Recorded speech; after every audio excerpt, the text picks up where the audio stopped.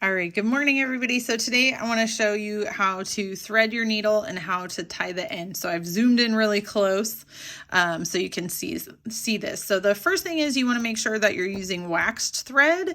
So all the thread in class that I'm going to give you is waxed thread, so you don't have to worry about it. If you don't have your own waxed thread, there are ways to do that, and I can show that in a different video.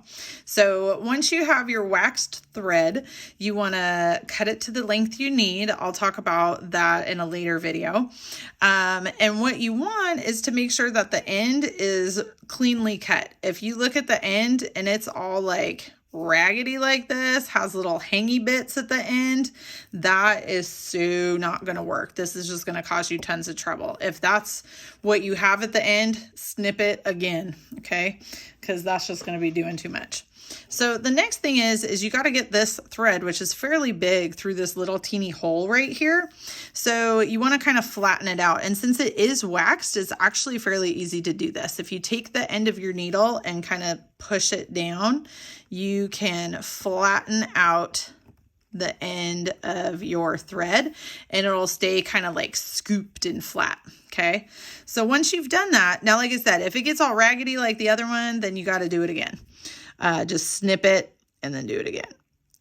Once you have it all flat, then you should be able to thread it through your needle. I make it look really easy. Sometimes it's not, but you got to make sure that it goes all the way through. Sometimes it takes a little practice, but then you want to go quite a ways through. So like I'm going basically from my finger all the way to my thumb. Okay. So this is kind of a long piece. It's a long lead. Okay. So it's at least like 4 lengths of the needle, right? And so that's how you thread the needle. Now on the way over on the opposite end, I do want to be able to knot it so it's not going to fall through the book. So when I do that, I'm going to create a loop. I'm just going to cross it over like I was making a regular knot like this. I'm going to hold it and I'm going to go around. So this is on top, right? I'm going to go around and through just like a regular knot. Okay, so I'm going around and through. So this came through.